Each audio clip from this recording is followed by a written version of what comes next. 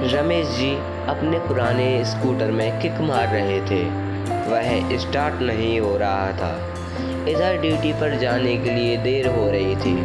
तभी सामने से एक कार तेजी से आकर उनके पास रुकी। पापा, कब तक इस खटारे स्कूटर को चलाते रहोगे? चलो मेरे साथ, मैं आपको ऑफिस छोड़ देता हूँ। बेटे की बात सुनकर रमेश जी ने अनसुना कर दिया और स्कूटर में किक मारते रहे। उनका बेटा नितिन बड़बड़ाता हुआ चला गया। दरवाजे के पास खड़ी रमेश जी की पत्नी गीता जी ने कहा, जब वो कह रहा था तो चले जाते। रमेश जी ने रुमाल निकालकर माथे का पसीना पोंछा और बोले, दोबारा कभी उसकी वकील बनने की कोशिश मत करना। एक बार गीता जी की ओर देखा और ऑफिस के लिए निकल पड़े।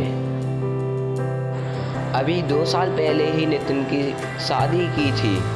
शादी के बाद से ही नितिन और उसकी पत्नी सोना का व्यवहार बदल गया। दोनों अलग हो गए।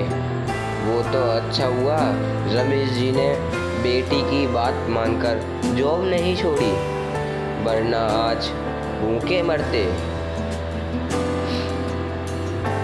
इधर शाम को जब नितिन घर पहुंचा तो सोनी गुस्से से बोली, हो गई तसल्ली बेइज्जती कराकर? गली में सब देख रहे थे और तुम्हारे पापा जैसे उन्होंने तो सोच ही रखा है तुम्हारी बेइज्जती करने का। नितिन को भी गुस्सा आ रहा था। वो बोला, तुम ठीक कह रही हो, मैं कल ही मकान ढूंढता हूँ। अब हम यहाँ नहीं रहेंगे। 2 दिन बाद ही वो अपने नए घर में शिफ्ट हो गए। गीता जी रो रही थी। अलग था तो क्या हुआ, कम से कम सामने तो था। उन्होंने रमेश जी की ओर देखते हुए कहा। रमेश जी कुछ नहीं बोले। रमेश जी जैसे जिंदा दिल इंसान, जिन्होंने अपनी छोटी सी नौकरी से पैसा बचाकर और कर्ज लेकर नितिन को पढ़ाया। जब वह सरकारी ऑफिसर बना तो रमेश जी को लगा जैसे उनका जीवन सफल हो गया। लेकिन बहू बेटी की बेरुखी ने उन्हें तोड़ कर रख दिया। अब वो बिल्कुल शांत रहते थे। बस उन्हें एक ही चिंता थी कि उनके बाद गीता का क्या होगा। कई महीनों बाद नितिन अपनी माँ से मिलने आया। नितिन को देख गीता जी बहुत खुश हुई। नितिन बोला, मम्मी, सोनी प्रेग्नेंट है। हम चाहते हैं कि आप और पापा हमारे साथ रहो। सोनी बहुत परेशान है। गीता जी ने रमेश जी की ओर देखा, लेकिन उन्होंने जाने से साफ इनकार कर दिया। नितिन जानता था पापा कभी नहीं मानेंगे। उसने मम्मी से कहा, तुम चलो मम्मी। गीता जी ने कहा, बेटा, तेरे पापा का ध्यान कौन रखेगा? एक काम करो, तुम दोनों वापस आ जाओ। सोनी की देखभाल भी कर लूँगी और इनको भी कोई परेशानी नहीं होगी।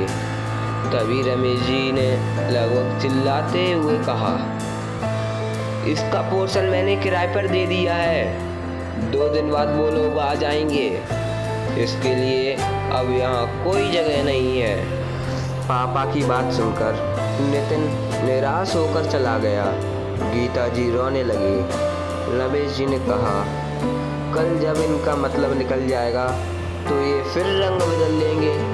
कल अगर मुझे कुछ हो गया तो तू इनकी नौकरानी बनकर रहेगी। इससे अच्छा है अपने सम्मान के साथ उनसे अलग रहे। ऊपर का पोर्शन किराएदार को देंगे तो घर की देखभाल भी होगी और पैसे भी आएंगे। कल मैं नहीं रहा तो भी तू सम्मान से अपने घर में रहेगी। गीता जी की आंखों से आंसू बह रहे थे। ठीक ही तो कह रहे थे Ramesh ji.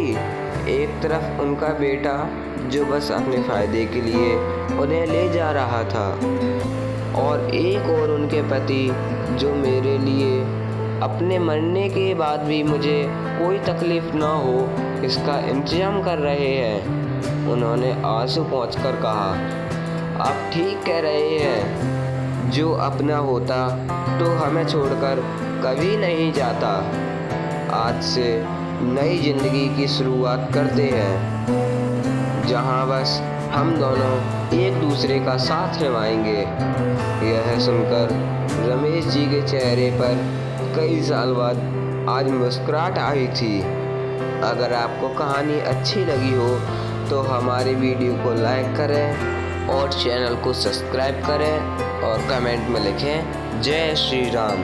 Thanks for watching this video.